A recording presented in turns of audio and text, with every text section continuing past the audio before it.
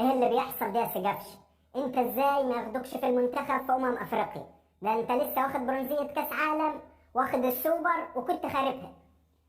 يا عم حسبي الله ونعم الوكيل في روي فيتوريا ده مريض نفسي بعيد عنه وبيكره القصيرين، لأن عنده ابن قصير فهو عنده عقدة من الموضوع ده. طب ما كل اللعيبة الكبار قصيرين، يعني عندك مثلا مارادونا، ميسي، أيمن أبو حفني وغيرهم كتير. بس هو في حاجة يا سجافش، حسين الشحات طويل وبرضه فيتوريا ده مرضوش ياخده.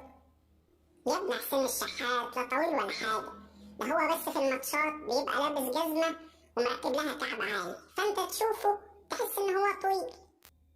يا سلام عليك يا حسين الشحات، عشان كده مسميينه حسين نينجا.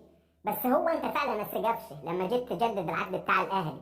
فعلا مضيت على بياض وما بصيتش في الرقم اللي مكتوب في العقد؟ يا عم ده انا بقول كده وخلاص، انا ساعتها كنت لابس نضاره سودا وكنت ببص من تحتها، ولما لقيت المبلغ كويس مرضتش اتكلم. عفريت انت يا سجافشه. بس انت عارف لو كنت قعدت في بيراميدز وما رحتش الاهلي كنت تاخد لك دلوقتي يجي 200 مليون في الموسم، زي رمضان صبحي بالظبط كده. بس صلى على النبي بس، بلا بيراميدز بلا بالهول، ده نادي لا له جمهور ولا بتاع، وما قدروش ياخدوا اي بطوله لحد دلوقتي. يا عم الحمد لله على نعمه الاهلي. هو الصراحه يا سجافشه الاهلي ده حاجه تانية. بس انت لما جيوا يسالوك عن الزمالك قلت ان نادي الزمالك ده نادي كبير واي لاعب يتمنى يلعب فيه، صحيح الكلام ده؟ يا عم ده جبر الخواطر على الله، يعني مثلا هطلع اقول ده نادي البليله ولا دول بوابين؟ كفايه عليهم الحزن اللي هم فيه والمركز ال 12 اللي هم نايمين فيه.